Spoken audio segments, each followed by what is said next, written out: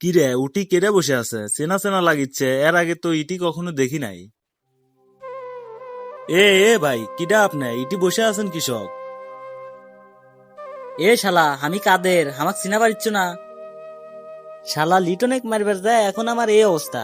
আর শালা তোক যে আমি ফোন করনু, তুই তো শালা ফোনই ধরলু না। তুই শালা যদি ফোন ধরলু হানি তাইলে কি আজকে আমার এই অবস্থা হইল নি রে? কাদের ভাই, আপনি লেড়ে করলেন কৃষক হঠাৎ করে? আপনার কমা চেনাই যাচ্ছে না। এই সামান্য লিটনের ভয়ে আপনি লেড়ে করে ঘুরিচ্ছেন, বিষয়টা মানাইলো না। লিটনেক যে মার দিছি শালা তো বেঁচে গেছে, জানে আর মারবার পারলাম কই? শালাক যদি মারবারই পারলাম নি তাইলে কি আজকে আমার এই লেড়া করে ঘোরা লাগে রে?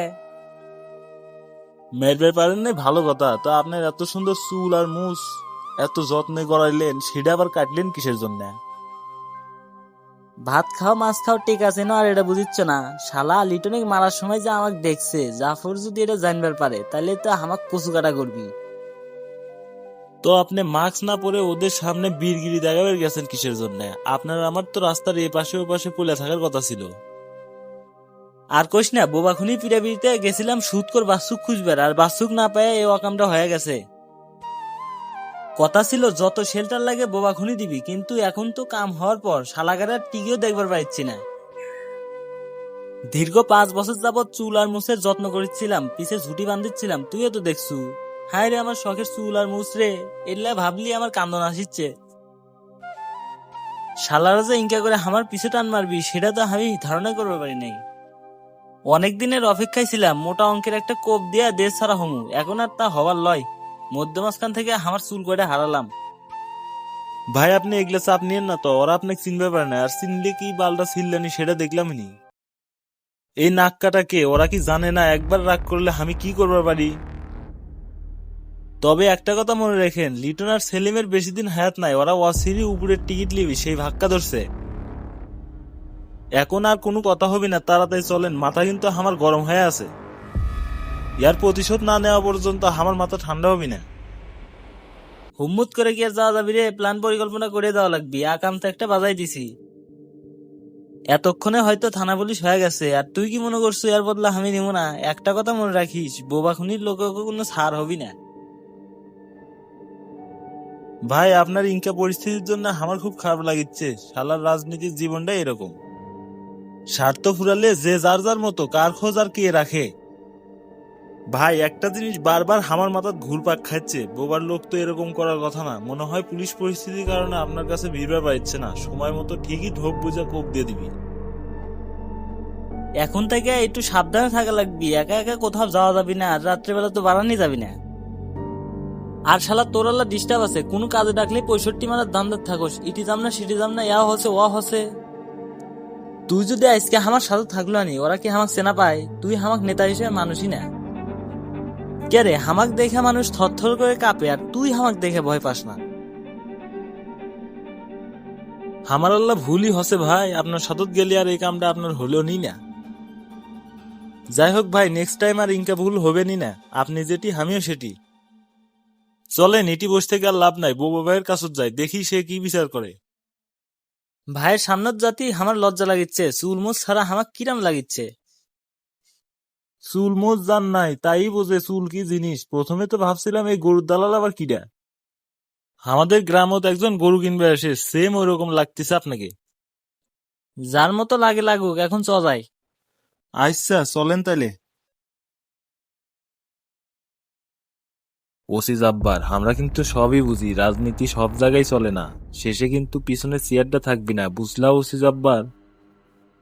আমি গুরু, মানুষ যেটি থেকে শেষ করে আমি সেটি থেকে শুরু করি, আর তোমার দৌড় যে কত দূর সেটা কিন্তু আমার ভালো করেই জানা আছে।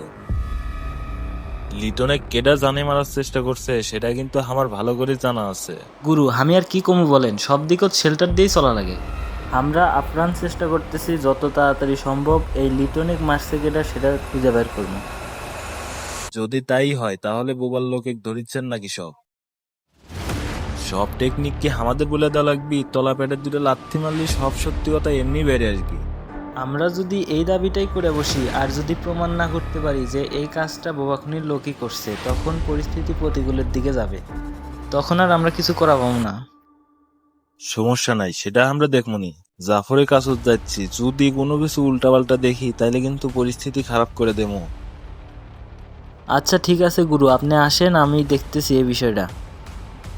ঠিক আছে, কথা আর কাজের মিল থাকলেই হলো। গুরু, আপনার কাছে একটাই রিকোয়েস্ট থাকবে, আমরা যতক্ষণ কোনো কিছু খুঁজে না পাওয়া অবধি পরিবেশ পরিস্থিতি সুস্থ রাখার দায়িত্বটা কিন্তু আপনার হাতত।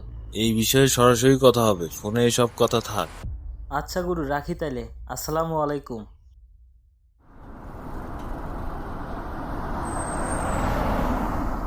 সরাসরি হাসপাতালে চলো।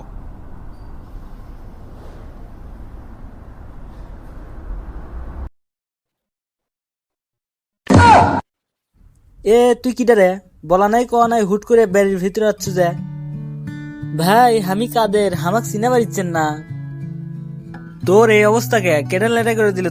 তোকে দেখে তো আমি ভয়ই পাইছিলাম। কি সুন্দর চেহারা, আর কি বানিয়ে যাচ্ছ? আপনি যে লিটনেক মারবার গেছিলেন, শালা তো হামাক চিনে ফেলছে, সেই জন্য না চুল কেটে লেড়ে করে ফেলছি, যাতে হামাক চিনা না পায়। শালা নাক কাটা কোনো কাজের না, শালাক বারবার করে ফোন করলাম, শালা ফোনই তুললো না। ওই শালাক আমি বারবার করে গেলাম, রাত্রেবেলা না যায় না যায়, যাই তো কি সুদণ্ডে না খাইলাম আমি। চুল মোজ কাটা কিরাম দেখা যাচ্ছে, এখন আমি শরমে বাইরেই যেতে পারছি না। এ চুপ থাকবে, চুল ছেঁড়া গল্প লিয়াচ্ছ আমার কাছে, তাই লয়? তুই ফোন দিয়ে পাস নাই তো ভালো কথা, বীরগিরি দেখাবে গেছু উঠি। লিটনেক মেরে যাচ্ছ ভালো কথা, মায়ের তো আর খাস নাই, যা হয় আমরা দেখলাম নি পরে ওরে। ভাই বিষয়টা আমি বুঝতে পারি নাই যে ইনকে হবি। আচ্ছা হয়েছে হয়েছে, বাদ দে। ওই উঠি দেখ, আমার ফোনটা আছে, ফোনটা আমার হাতত দে তো। আচ্ছা ভাই, দিচ্ছি। ওস্তাদ, এই বিষয়টা নিয়ে দেখেছি খুব লাভালাভি করিচ্ছে, শালার ব্লাটার না ফাটান পর্যন্ত তো শান্তি পাচ্ছি না। মাথা ঠান্ডা কর একটারা, এই চুনুপুটি মেরে হাত নষ্ট করবো? তাই বলে কিছু করবেন না, এমনি এমনি ছেড়ে দিবেন?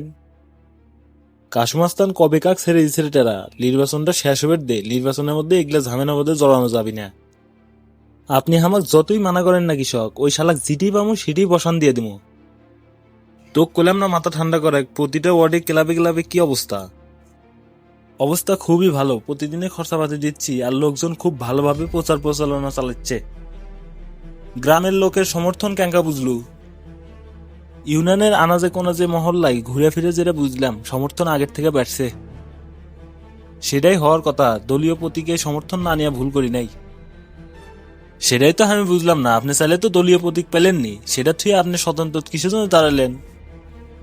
কাশমাস্তান কোনো প্রতীক নিয়ে নির্বাচন করবার লয়, এই ফেসটাই কাশমাস্তানের যথেষ্ট। এলাকার মানুষের ভালো করবার সারি কোনো প্রতীক লাগে না, তারা শুধু করার ইচ্ছাটা থাকলেই হয়। সবই ঠিক আছে, কিন্তু এর মধ্যে ক্ষতির কিছু দিক আছে। বাসু চেয়ারম্যান তো খুব লাভালাভি করছে, আপনার নামে অনেকগুলা বদনাম ছড়াইছে। এই বিষয়টি নিয়ে পরে দেখা যাবে, বাসু চেয়ারম্যানের সাথে বোঝাপড়া হবে নির্বাচনের পরে। এখন কোনো বিষয় নিয়ে যদি ঝামেলা করি, সেটা জন্য সম্মুখে খারাপ প্রেজেন্ট হবে। আর তাছাড়া বাসু চেয়ারম্যান চায় যে এখন আমি একটা ঝামেলা সৃষ্টি করি, আর যেটা দিয়ে আমার বদনাম আরো বেশি করে করবে পারবি, কিন্তু জনসম্মুখে এরকম কোনো কিছুই করা যাবে না। সবকিছু ঠান্ডা রেখে চলা লাগবি, নয়তো পরিস্থিতি নিয়ন্ত্রণের বাইরে গেলে আর পরে কিছু করা পারবো না। বর্তমান নির্বাচনের যে পরিস্থিতি, দলীয় প্রতীক নিয়ে যেই নির্বাচনে দাঁড়াক না কেন, প্রশাসন দলের নেতা তার পক্ষেই থাকবি। তখন তো আমাদের সমর্থন কমে যাবি, আমরা হারবারে পারি ওস্তাদ। সারা বাংলাদেশে হলেও এ বগুড়া জেলা থামার উপর দিয়ে নির্বাচন করার মতো কোনো মায়ের বেটা নাই। এ টেরা, তুই ভুলে যাস না আমি কাশমাস্তান, অনিয়ম দেখলি একেবারে কল্লা কেটে নিয়ে ফুটবল খেলি। প্রশাসনের সাথে মিটিং এ সবকিছু তুলে ধরছি, ওরা নিরপেক্ষ ও সুষ্ঠু নির্বাচন সম্পূর্ণ করতে রাজি আছে।